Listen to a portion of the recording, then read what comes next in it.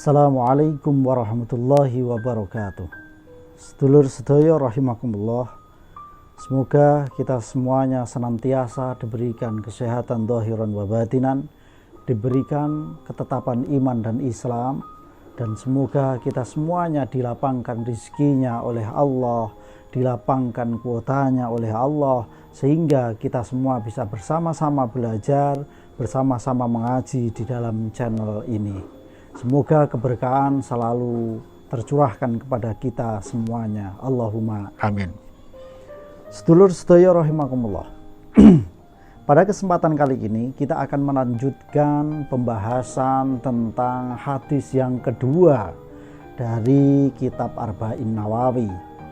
Yang kemarin sudah kita sampaikan dari 4 pokok pembahasan di dalam hadis kedua ini.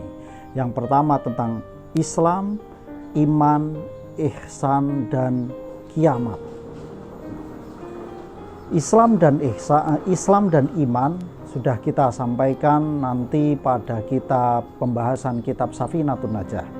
Kemudian ihsan sudah kita sampaikan kepada part yang pertama, bagian pertama dari hadis kedua kitab Arba'in Nawawi. Nah, pada kesempatan kali ini saya akan menyampaikan tentang masalah kiamat, walaupun saya tidak akan menyampaikan secara detail. Kiamat di sini ketika Rasulullah Muhammad SAW ditanya oleh malaikat Jibril tentang Yaumul Qiyamah, Nabi tidak menjawab, karena memang kalau bicara masalah waktu kapan kiamat itu terjadi, memang tidak ada yang tahu kecuali hanya Allah Subhanahu wa Ta'ala.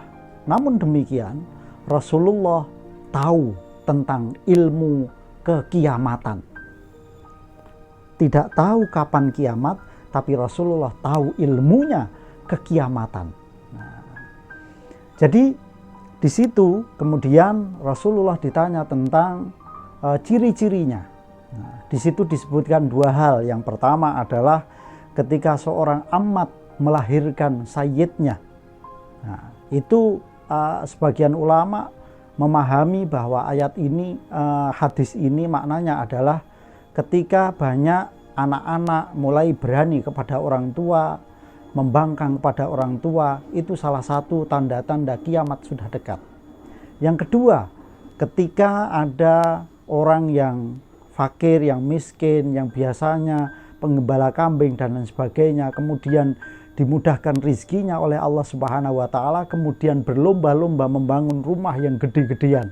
Nah, artinya apa? Sebagian ulama menerjemahkan ini adalah begitu mudahnya mencari rizki, begitu mudahnya mencari harta, bahkan sampai begitu mudahnya akhirnya orang-orang pada berbondong-bondong, berlomba-lomba untuk apa? Untuk saling menunjukkan, ini loh harta saya. Nah, ketika semakin banyak orang yang menunjukkan hal-hal yang seperti itu, itulah salah satu tanda dari dekatnya kiamat. Sedulur sedaya rahimakumullah. Nah, itu gambaran isi dari hadis kedua dari kitab Arba'in Nawawi. Ada yang ingin saya sampaikan lagi pada pembahasan kita saat ini, yaitu tentang hikmah atau makna yang tersirat di dalam kisah hadis ini, karena hadis ini berbentuk cerita tentang kisah hadis ini. Yang pertama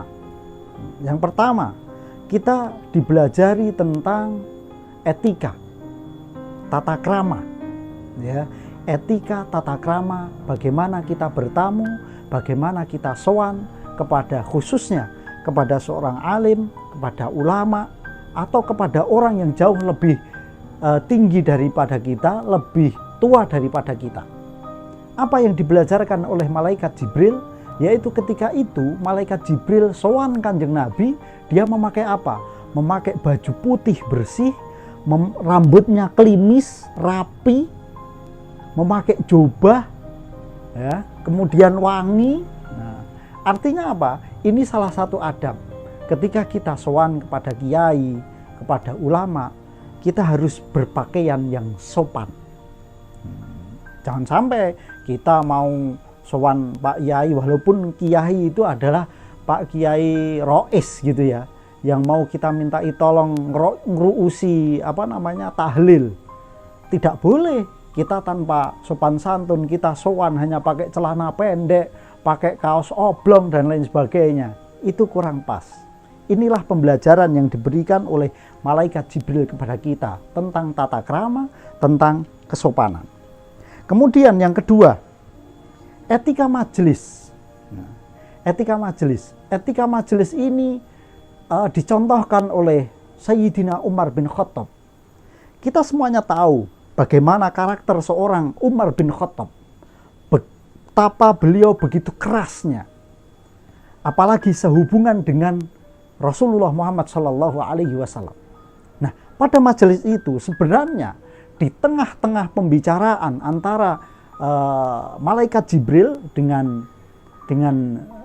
Rasulullah Muhammad SAW, di situ sahabat Umar mulai sudah merasakan ada sesuatu yang tidak beres, sesuatu yang aneh gitulah. Tetapi ketika yang aneh orang tanya, wis teko dijawab malah bener ke. Nah, itu kan kalau kita mungkin akan emosi gitu. Sebenarnya itu pun dirasakan oleh sahabat Umar. Tetapi sahabat Umar tetap diam. Karena sahabat Umar tahu tentang etika majelis. Ketika ada orang yang sedang ngobrol gitu kan, berdiskusi, ngobrol, maka tidak sepantasnya kita nyelan-nyelani itu mengkat di jalan, memotong pembicaraan orang. Nah, itulah pembelajaran yang diberikan oleh sahabat Umar di dalam hadis ini. Kemudian yang ketiga adalah di sini malaikat Jibril, sebenarnya malaikat Jibril itu sudah tahu iman itu apa, Islam itu apa, ihsan itu apa, tanda-tanda kiamat itu apa. Malaikat Jibril jelas sudah tahu. Tapi malaikat Jibril bertanya seperti itu dan datang kepada Rasulullah untuk bertanya seperti itu. Tujuannya apa? Tujuannya adalah yu'allimukum. Tujuannya adalah untuk kasih pelajaran, memberikan kaweruh, pengetahuan kepada para sahabat. Jadi malaikat Jibril pura-pura bertanya kepada Kanjeng Nabi, kemudian dijawab oleh Rasulullah supaya para sahabat menjadi tahu apa Islam, apa iman, apa ihsan, tanda kiamat dan sebagainya. Nah, pembelajarannya apa? Kita bertanya yang demikian itu boleh. Kita bertanya supaya teman-teman kita yang mungkin dalam majelis pengajian sebenarnya belum paham, mau tanya itu sungkan, isin, atau malah bingung mau yang ditanyakan mau apa gitu kan. Nah, ketika kita mencoba bertanya dengan tujuan apa? Bukan tujuan kita sok lebih pintar, tetapi kita ingin teman-teman kita juga tahu. Nah, seperti itu diperbolehkan. Yang tidak diperbolehkan apa? Yang tidak diperbolehkan adalah ketika sedulur sedaya bertanya, tetapi tujuannya bertanya apa? Untuk ngetes, untuk nguji yang dipertanyai, ustadznya, kiainya, iki tak tekokane, dek roh pokok. Saya mau tanya, dia tahu apa enggak jawabannya. Tujuannya apa? Tujuannya mungkin untuk menyepelekan, untuk ngetes dan lain sebagainya. Yang demikian itu tidak diperbolehkan. Makanya sedulur-sedaya kalau tanya di kolom komentar jangan sulit-sulit ya. Yang mudah-mudah saja gitu kan. Itu tidak diperkenankan. Tapi kalau tujuannya untuk kebaikan, itu boleh. Kemudian yang keempat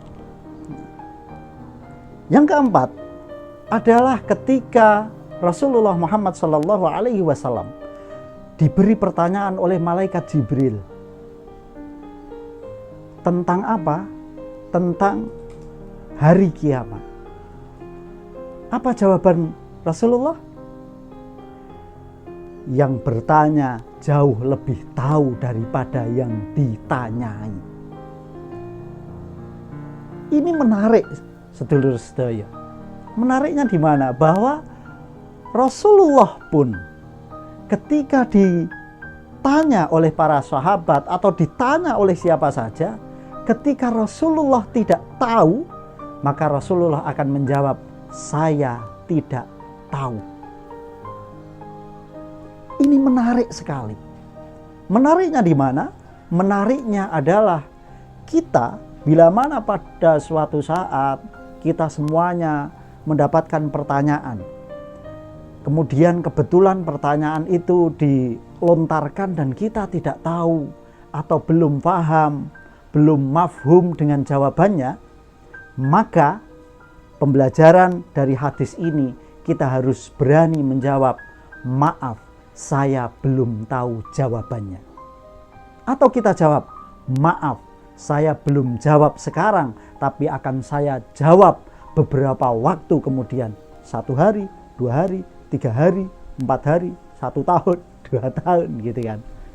Itu jawaban yang jauh lebih baik daripada apa?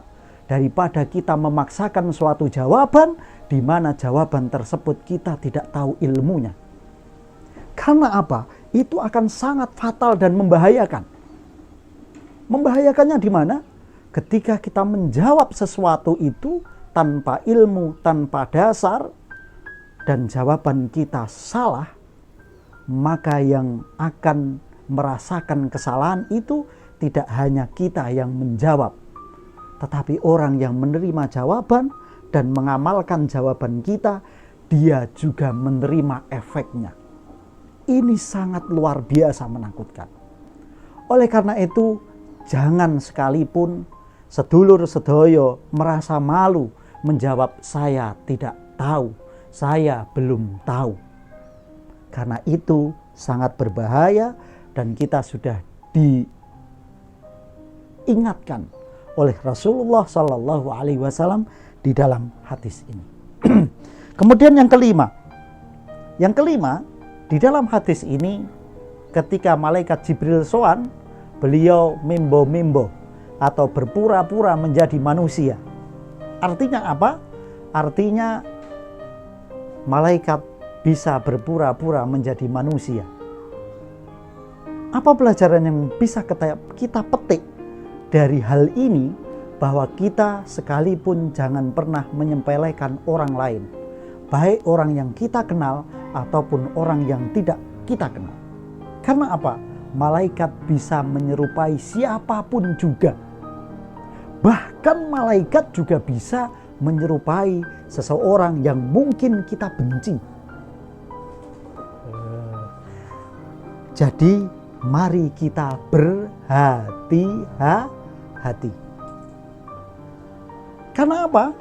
Kalau kita membenci seseorang, berbuat buruk kepada seseorang, dan ternyata seseorang itu adalah hasil permemboan gitu kan. Apa ya bahasa Indonesianya, saya gak paham itu. Nah, bisa komentar lah ini apa ini bahasa Indonesia permemboan.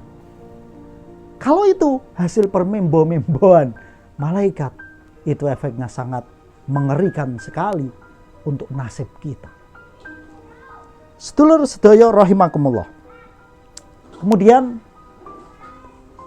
yang berikutnya yaitu tadi kita sampaikan Rasulullah ditanya kiamat, beliau tidak menjawab.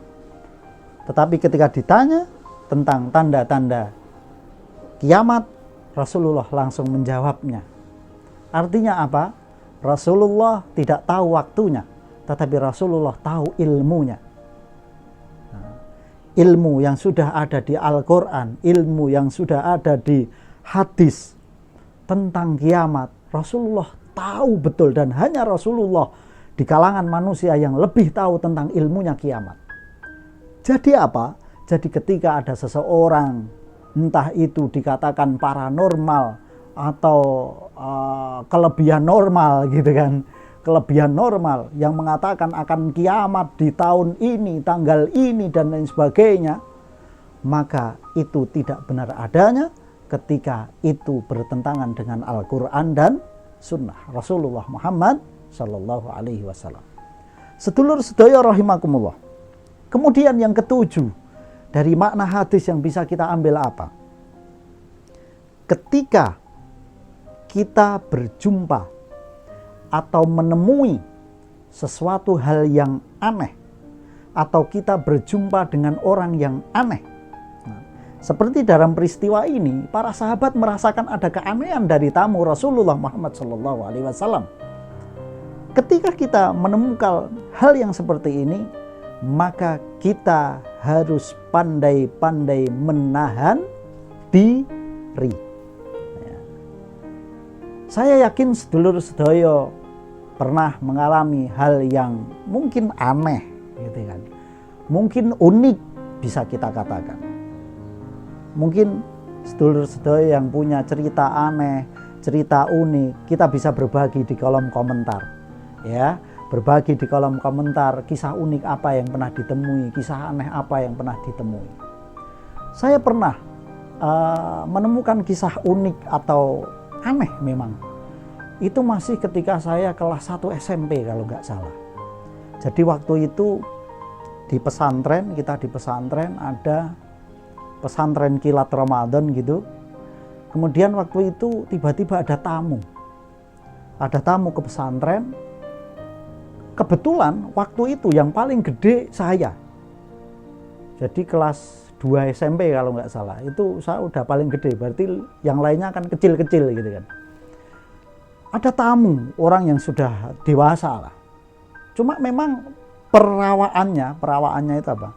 Perawaannya itu kalau orang pesantren mengatakan jadab. Ya. Orang pesantren mengatakan jadab. Mungkin sedulur sedaya yang tahu makna jadab apa bisa kasih komen di kolom komentar biar sedulur-sedulur lain yang nggak tahu arti jadab tahu apa itu jadab gitu kan. Waktu itu cukup aneh memang. Cuma saya berusaha untuk tenang. Walaupun waktu itu juga dredeg juga gitu kan. Dredeg juga. Karena memang perilakunya itu benar-benar aneh gitu kan. Yang minta diladeni kayak gini, kayak gitu dan lain sebagainya. Dengan wajah yang sangar juga gitu kan. Tetapi waktu itu ya mungkin karena ada rasa takut dan lain sebagainya. Karena yang paling gede saya, semuanya kecil-kecil. Hanya macak tenang aja gitu kan. Ya, pura-pura tenang walaupun di sini dagduk. Tapi pada saat itu apa yang istimewa? Pada saat itu untuk kali pertama saya mendapatkan amalan sholawat Al-Fatih. Nah, saya mendapatkan amalan sholawat Al-Fatih di tahun 96 atau 97. Jadi sedulur-sedulur bisa berhitunglah umur saya sudah berapa gitu kan. Nah itu ketika kita begitu tenang menghadapi setiap peristiwa yang mungkin aneh, insya Allah di situ akan ada hikmah yang sedulur sedoyo dapatkan.